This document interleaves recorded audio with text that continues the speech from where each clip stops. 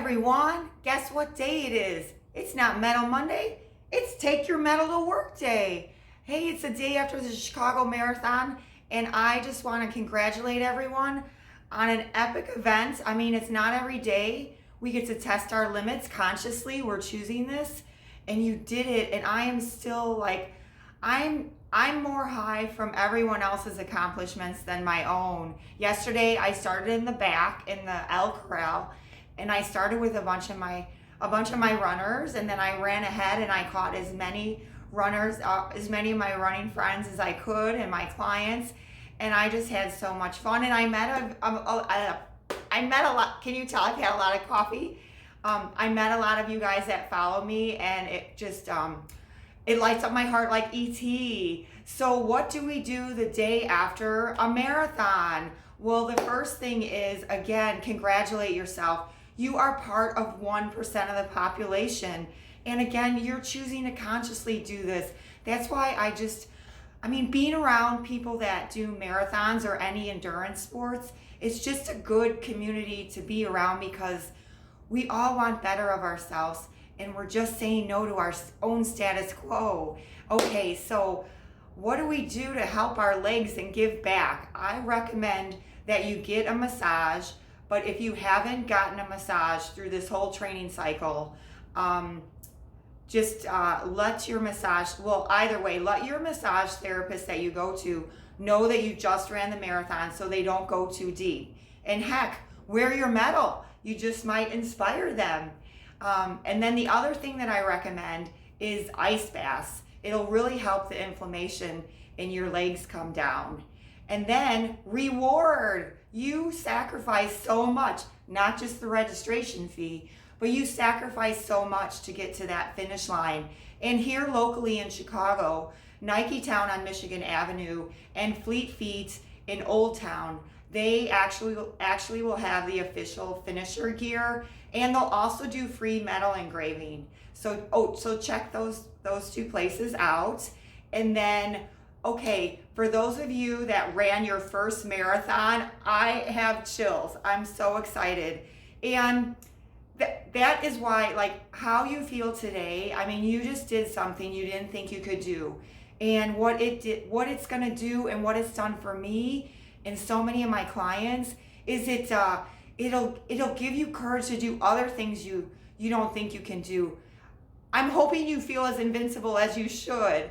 And I know too that you've inspired people in your circle to see that they can do it too. And those of you that may not have hit the time that you want, I want you to just like shake it off. You just did a marathon. And just like in life, we have good days, we have bad days. In your training, you had good training runs and bad. And you really wouldn't know when you started your run what kind of day it would be, what kind of run it would be. It's just like racing.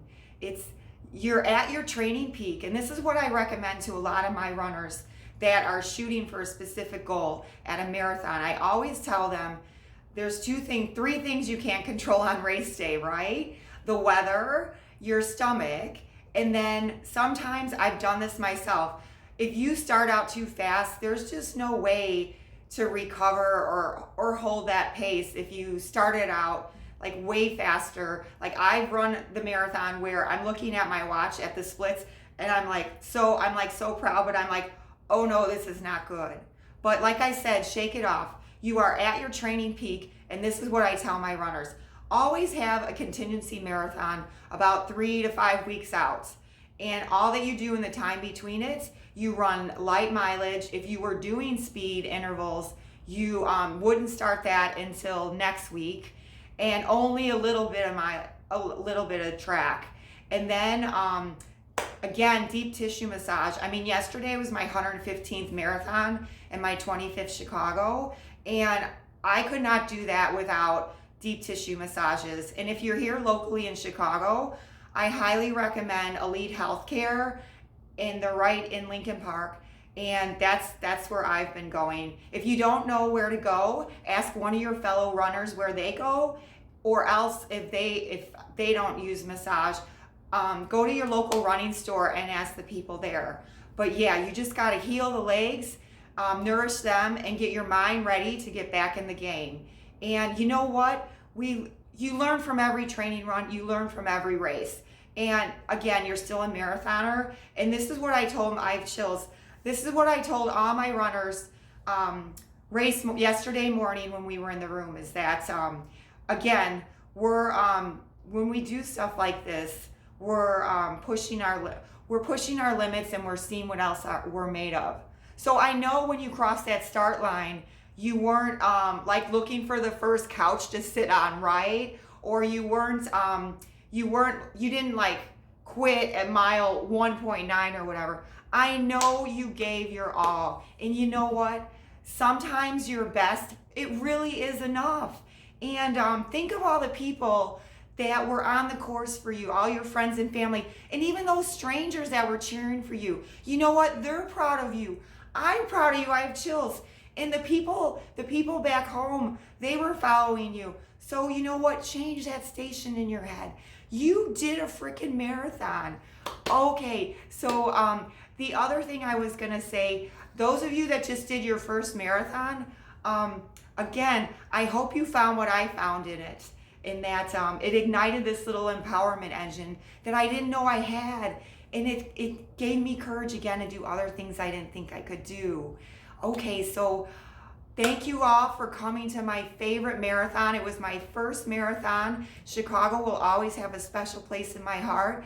And stay tuned for an upcoming video where I share yesterday's highlights of what I saw on the course and all my friends.